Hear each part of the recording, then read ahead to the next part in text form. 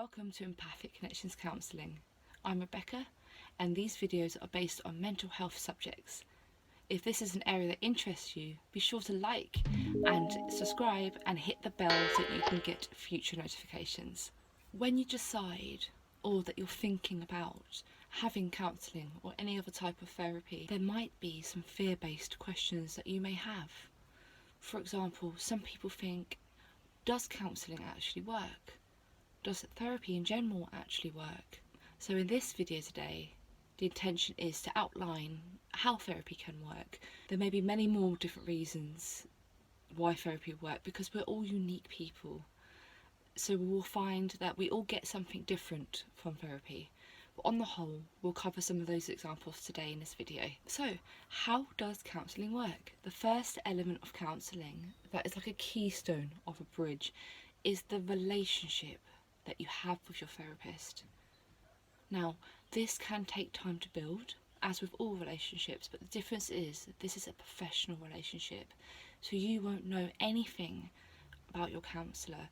Obviously, you'll know about their degree, their qualifications, and how they can help you and what they specialise in. However, you won't know information about them like you would with a friendship or any other relationship that you might make. It is strictly professional and it is one way. It's meant to be one way so that we can focus on you, entirely on you. So if you ever ask your counsellor any personal information that is more based outside of the counselling practice and outside of work, they will respond to you in a way that brings it back onto you. They might say, I hear that you want to know more information about me, but this is your time and your space and we're going to be focusing on you. That might be a little bit confusing, but once you understand that your time and your space is really important so we can address your issues and support you with them, if you were to find out information about us, it wouldn't be helpful for you. Another aspect is that it's confidential. It needs to be confidential so you can have a space to offload your troubles, your worries, your problems, your feelings, your thinking patterns in a space where nobody else will find out. The only exception to this is if your counsellor felt that you were at serious risk of harm or anybody else around you, especially children, were at risk of harm, then we would have to break confidentiality, but we would want to speak to you about it first. Apart from serious risk of harm, everything else is kept confidential. Some clients, when they come into therapy, want to protect their counsellor to a certain degree. And what I mean by this is that they sometimes don't want to cry, for example, in a therapy session because they don't want to burden their counsellor. However, we want you to offload your emotions and feelings as long as you feel like it's okay for you to do that. We would never force you to do that. But it's okay to use the counselling space as your space to offload your feelings. We are trained to hold on to your feelings, look after your feelings and support and guide you. But away from the training, most counsellors would naturally be like that anyway. So it's okay to offload, to vent, to be angry, to be sad, to be any feeling that you want to be in that moment in your counselling session. Counselling is also useful if you want to explore your personality. We are all complex individuals and we all have different configurations to our personalities. We all have an angry side, we all have a part of us that's adult, a part of us that's child, a part of us that is shadow, that's kept away from how we want to present ourselves in the world. So in counselling, it's quite useful to work with your therapist to help you break down different parts of your personality so you can better understand them and know which parts of your personality come forward in which circumstances. Counselling can be for anybody with any issue of any size. And when I say any size, it is not a judgment or a comparison that some people's problems are more important than others, because that's not what I mean.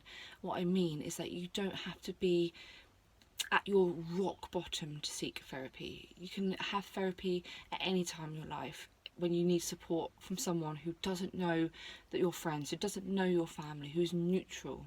So I've noticed some people feel a sense of heaviness when they seek counselling. They would say something like, I never think I would need counselling, but it's okay to have counselling, especially now we're in 2020 and the mental health is much more spoken about these days and the stigma is getting lifted and taken away, thankfully. Counselling generally works with weekly appointments that last from 50 minutes to an hour. With the coronavirus situation, we're unable to work face to face at the moment, so online is a useful platform, and the use of VC or Zoom as a platform enables us to be able to have that face to face connection still, so we can still tune into your feelings, we can still support you and still hold on to you.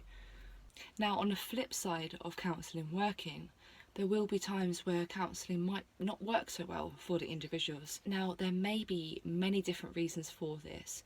Sometimes we just don't like our counsellor, and this is okay.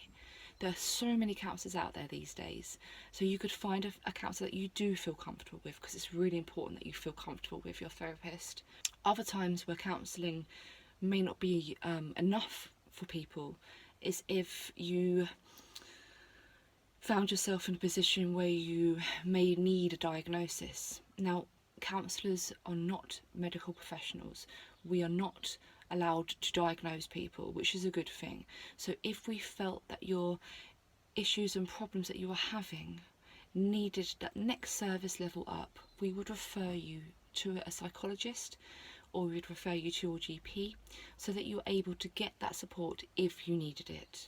Counsellors are still able to work with people who have a mental health diagnosis, but however, we cannot diagnose that for you.